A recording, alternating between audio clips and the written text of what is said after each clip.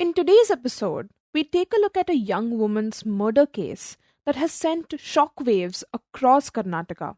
We also talk about a proposed US law that could hit countries like India with a 500% tariff.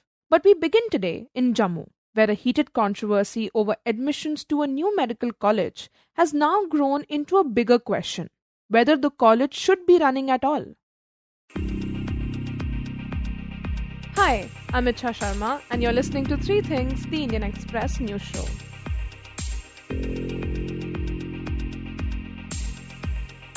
For months now, the Sri Mata Vaishno Devi Institute of Medical Excellence in Jammu, established by the trust that runs the Vaishno Devi shrine, has been facing protests from groups affiliated with the Sangh Parivar. And this is because 90% of the students in the college's first batch are Muslim. And there have been people who have been saying that, the money that is used for establishment of this college comes from the Vaishno Devi Shrine Board. So it's also like a lot of money donated by Hindu devotees. Why should that be used for the education of Muslim students? That's the Indian Express's Anonna Dutt. However, a medical college in this country, any medical college, does not have any say on who gets admitted to their college. It happens completely through the NEET process and the merit list that comes out. So, there's no way that the institute per se have selected the students, but it just so happens that 44 of the 50 students for the first batch turned out to be Muslims. This is also because Jammu and Kashmir is Muslim predominant population. So that is what is reflected in the admissions as well. Now, after months of protests, the National Medical Commission has withdrawn permission for the college to run its MBBS course, citing serious deficiencies in infrastructure which were found during a surprise inspection. The college, however, contests the findings, arguing that the inspection happened during winter vacations when nearly half of the faculty was on leave. So, to break down for us how the protests fed into this moment and what does it mean for students who got in on merit, we speak with Anonna in this segment. Anonna, we know that the NMC has recently withdrawn its letter of permission for the MBBS course at the institute, just months after granting it. So, why is that? And also, for those who may not know, what does an LOP mean? So essentially, when a college wants to start a medical course, they have to go to the country's apex medical education regulator, which is the National Medical Commission. And, they sort of go through all the documents about the kind of infrastructure that is in place, the hospital that would be associated with the medical college, the university with which it would be affiliated. All of that details have to be provided by the medical college. And then there's also a physical inspection of the premises before granting a letter of permission, which essentially allows the college to start taking in students and, commence their first year of academic session. However, these letter of permissions come with a set of stipulations which say that, okay, these are some of the guidelines that the college will have to abide by. For example, there are certain norms that every medical college has to follow. For example, how many faculty members are needed for 50 students, how many patient beds are needed for the 50 students, or even the kind of accommodation that is provided to the students. There are stipulations for it which a medical college has to follow. Other than that, they also have to abide by certain guidelines like putting in place a digital health information management system in the hospital so that the patient load can be tracked virtually as well. There are guidelines on putting up some CCTV cameras in the college and associated hospital premises. Again, a way to see remotely whether there are patients coming in to the hospital or not. And there is also an Aadhaar-based biometric system for the attendance for faculty members. Again, another way in which NMC can remotely make sure that the faculty members are indeed coming to the college for their requisite lectures. These are certain norms that any college would have to follow as per the LOP. Right, and so when did the institution receive its LOP to run the medical course? The college actually received its letter of permission just in September 2025, which is just a few months ago. So some of the college professors and authorities have also said it is surprising that they would withdraw the permission just months afterwards, because what was true of the college then is true of the college right now. So that has also been something that people have raised. And so, Anona, given all the eligibility criteria an institution must meet before it gets a letter of permission, what reason has the NMC given for, withdrawing it? Now, the thing that has happened recently is that the National Medical Commission says that over the last 2 weeks, it has been receiving complaints from people that the infrastructure in the medical college is not, proper. There is a shortage of faculty. There is a shortage of number of patients. All of these complaints they have received, and then they conducted a surprise inspection based on these complaints on the 2nd of January and found, as per NMC, the complaints to be true. And they said that the lapses were very severe, and that's why they decided to discontinue with the letter of permission for this particular college. All of this happened within like 2 to 3 weeks, which is the surprising bit, because when I spoke to experts, they mentioned that typically a process of withdrawal of permission takes months, because the college is first given some time to rectify the deficiencies. If they are still unable to do so, then the NMC might say that, okay, we will withdraw this permission, but they have recourse. They can possibly go to the NMC as a first appeal and the Health Ministry as a second appeal. All of this happens, and only then it is decided that the college will be shut and the students will be moved. However, in this case, what we have learned so far is that the college did not file an appeal after the initial order by the NMC to withdraw this letter of permission. And in the same process, they have also said that the students will be moved to other medical colleges in the state. So the swiftness of the action has surprised many. And also a lot of the authorities from the college have been saying that they in fact had everything as required as per the norms, but this withdrawal of permission seems to be somehow linked to the protests that have been happening for some time now. Right, and you highlight how in the assessment report, the regulatory says that there were gross and substantial deficiencies. So could you list them down for our listeners? There were several deficiencies that were pointed out after the surprise inspection. This included a deficiency of 39% in teaching faculty, 65% in tutors, demonstrators, resident doctors. Then there was also a shortage of the number of patients coming into the OPD as compared to the numbers required. The bed occupancy in the hospital was also on the lower side. All of these combined together, the NMC also pointed out that there were some issues with the lecture theatres. The library resources were not as robust as it needs to be for a medical college. So all of this together, they've pointed out several deficiencies and said that this would impact the education of the students in the college, and therefore, the letter of permission is being withdrawn. And so how has the college reacted to this withdrawal? So the college hasn't filed an appeal as far as we know, which means that they have accepted that they would not be proceeding with this academic year. But from what I've heard, they would look at how to restart the college again. They would take that up with the authorities. Right, and Anona, you also highlight that during the protests, the college was pushing to shift 100% of its MBBS seats to all India quota counselling. So, why was that?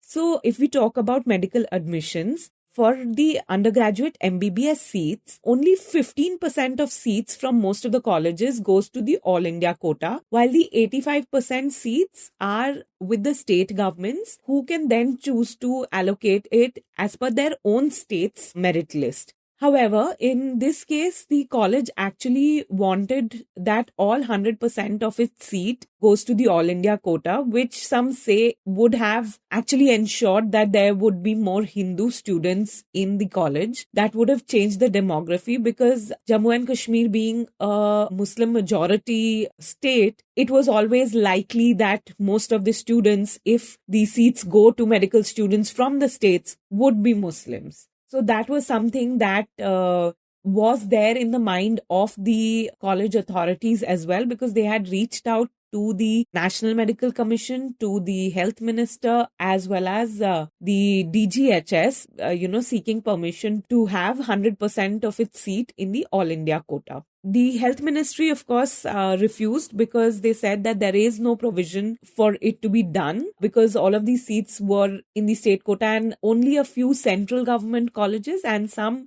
central deemed to be universities, for which 100% of the seats go to the All India quota. But for rest of it, the seat sharing is such that most of the seats are filled by the students from the same state as the medical college.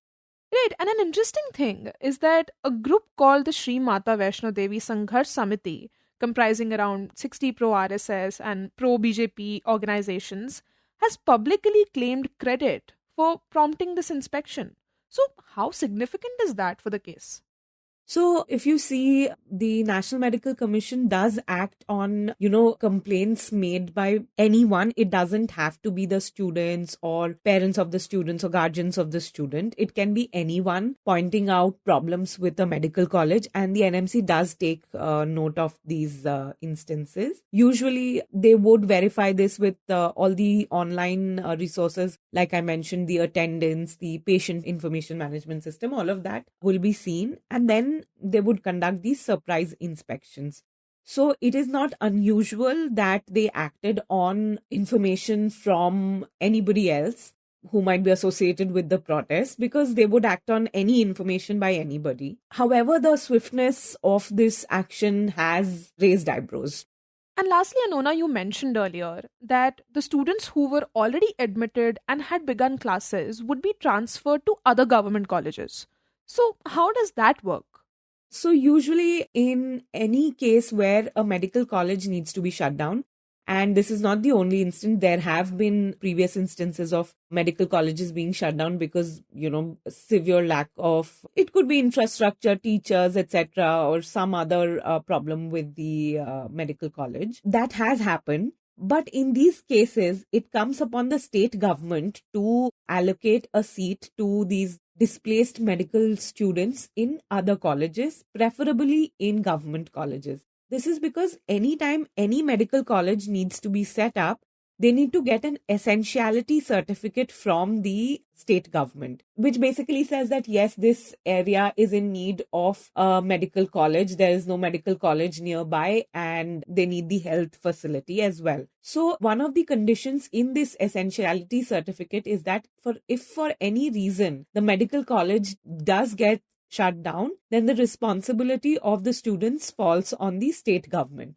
And that is the clause that NMC will rely upon in this case as well. And the state government will have to allocate seats to these 50 students in different medical colleges in the state. Usually the state governments would allocate seats in other government colleges or at least a comparable private college. For example, this college, the fee is around rupees 5 lakh per annum. And the government would ensure that the students are not overly burdened and they go to a college which is of similar rank and with similar fee structure.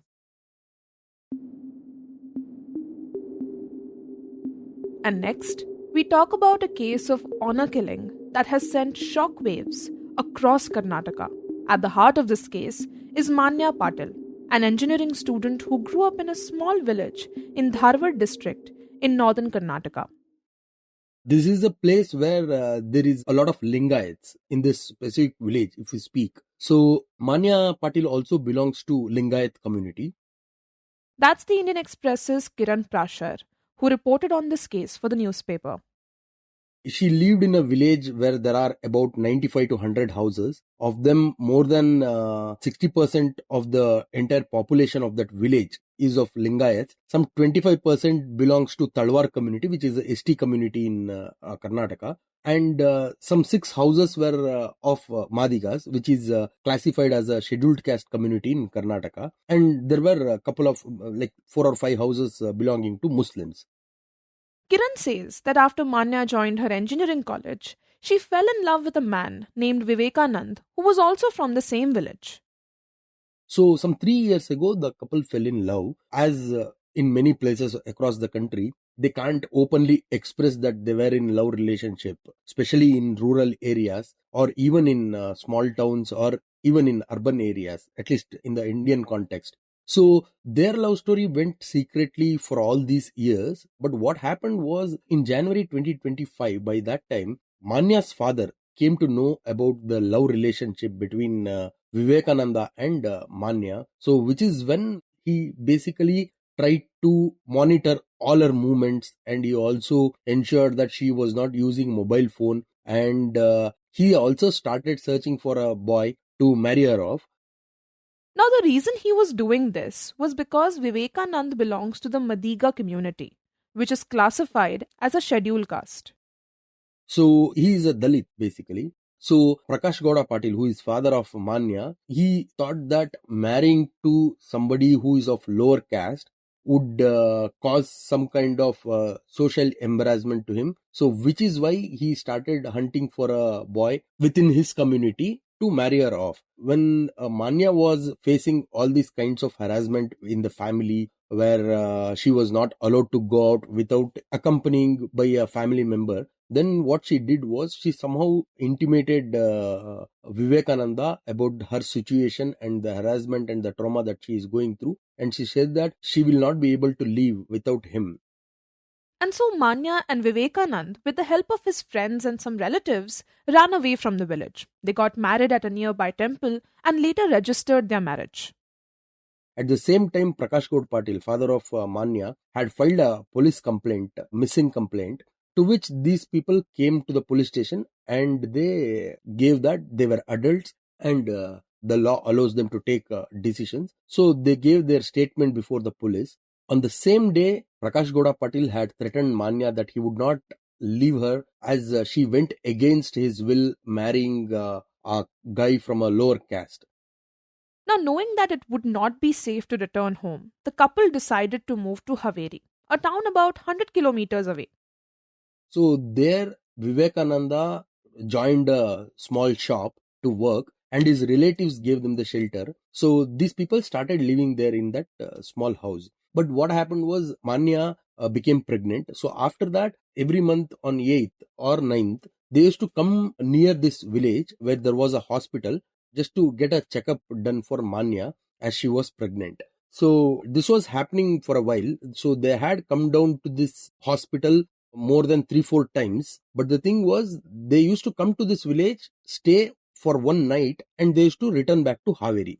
So this used to happen. But last time, in the month of December, they came to the village. This time, they had to stay for more than one day just because as Manya was going to deliver her baby, it was scheduled somewhere in the last week of February or March this year. But the hospital authorities had suggested him to change the name of the woman and also to enter the husband's name to the Aadhaar card and other documents. So in order to get it done, Vivekananda and Manya had come back to the village. So Vivekananda was in the process of changing the names to also update his name to Aadhaar card as the husband of Manya.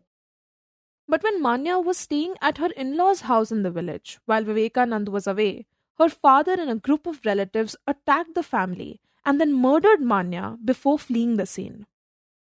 By then, Vivekananda, who was trying to reach here, was also attacked, so somehow he managed to escape. During the police probe, it was revealed that Prakash Gowda Patil had killed his daughter just because she had married to a man from a lower caste. Now, to find out more about the investigation, my colleague Niharika Nanda speaks to Kiran in this segment. Kiran, this case has obviously made a lot of news now. Tell us, what has the investigation revealed so far, and have any arrests been made yet?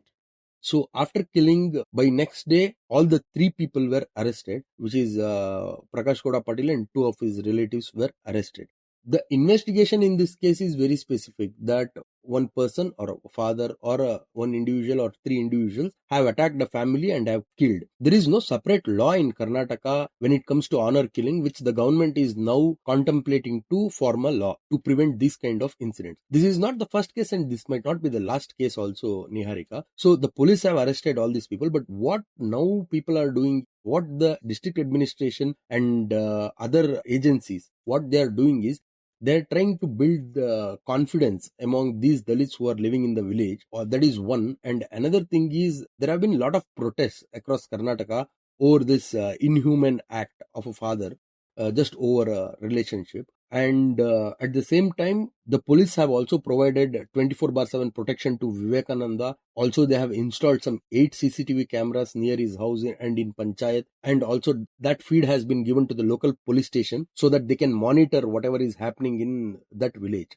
So, yeah, in specific to the murder case, yes, police have registered a case of murder, and 3 people have been taken to custody, and now presently they are in judicial custody. And I think the police will also file a charge sheet very soon. And tell us, what kind of a reaction has this incident garnered from the government and the people of the area?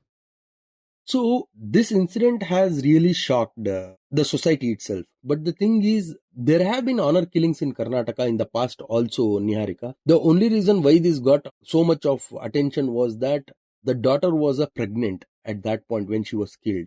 So that was one of the things.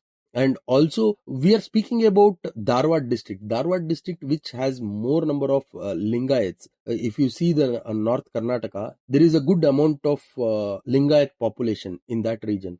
So now the community also faced embarrassment because of this incident. But if you go through the social media, there have been a lot of comments where people say that the father has done the right thing. But outside, when you see on the ground, people are criticizing. But if you see in the whole, this is not something new. This has happened before also. Just to give you a perspective, from 2022, as far as I know, this is probably the 7th incident of honor killing in Karnataka. So there has been incidents like before. But what government has done this time is Karnataka Chief Minister Siddaramaiah has said that he would take steps to establish a fast track court, and also they want to discuss about to form a new law to curb or to prevent honor killings in future. So basically, it is expected to be discussed during the next assembly session.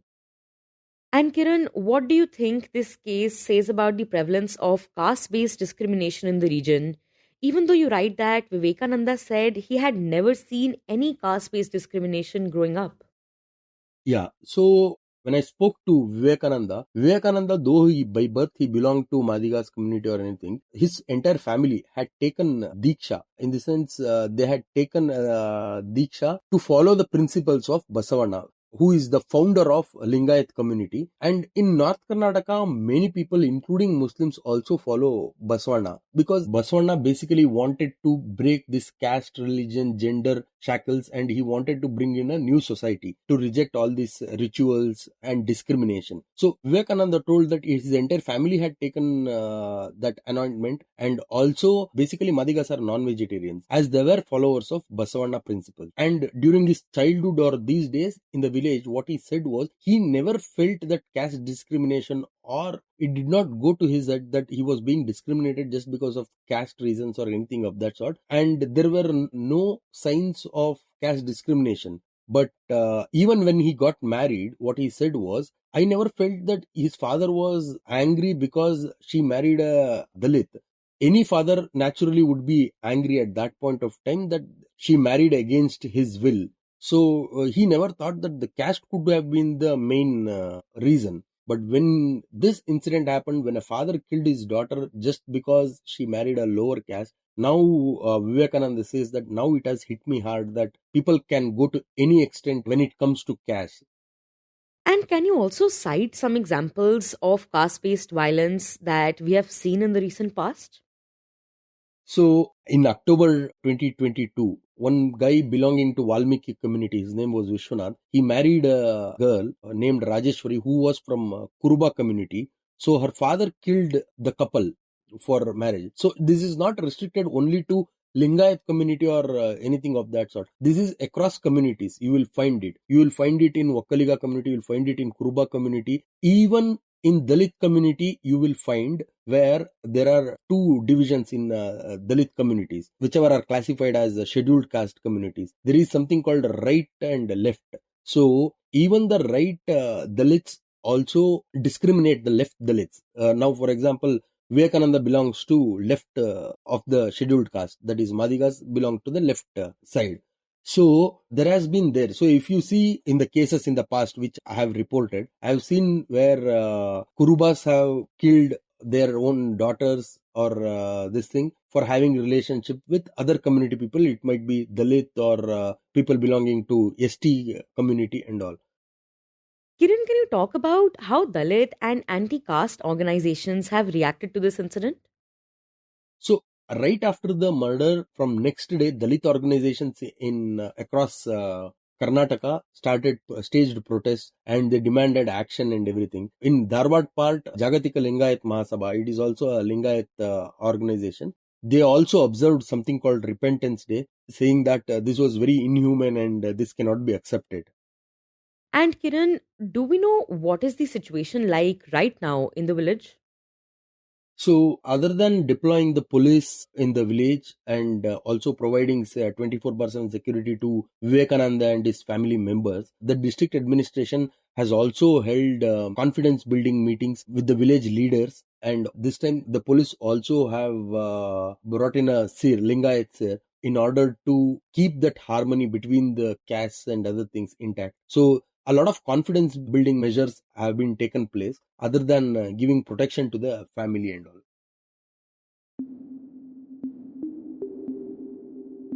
And in the end, we talk about a proposed US law that could allow the United States to impose a 500% tariff on imports from countries that continue buying Russian oil and other major Russian exports. The bill is back in focus after US Senator Lindsey Graham said that President Donald Trump has approved the bipartisan proposal that Graham is working on with Senator Blumenthal and other lawmakers. The senator said the bill is meant to pressure countries like India, China, and Brazil to stop buying Russian oil and would help in reducing the financing available to Russia during the war in Ukraine. Graham has also claimed that India's ambassador to the US, Vinay Quatra, had informed him that New Delhi was reducing purchases of Russian oil and asked him to convey to President Trump that the existing tariffs on India should be eased. The bill, called the Sanctioning Russia Act of 2025, would allow the US administration to impose tariffs and secondary sanctions on countries that purchase Russian oil, gas, uranium, and other exports. All of this comes at a time when India is already facing tariffs of up to 50% on many of its exports to the US, affecting both trade and investment. According to official data, India's imports from Russia have already fallen by over 18% between April and October compared to the previous year, that is 2024. Meanwhile, New Delhi and Washington are still negotiating a trade deal, with both sides aiming to conclude it soon. You were listening to Three Things by the Indian Express. Today's show was edited and mixed by Suresh Pawar and produced by Shashank, Bhargava, Niharika, Nanda, and me, Ichha, Sharma. If you like the show, do subscribe to us wherever you get your podcasts. You can also recommend it to someone you think may like it, with a friend or in your family. This is the best way for people to get to know about us. You can also tweet us at Express Podcast or write to us at podcast@indianexpress.com.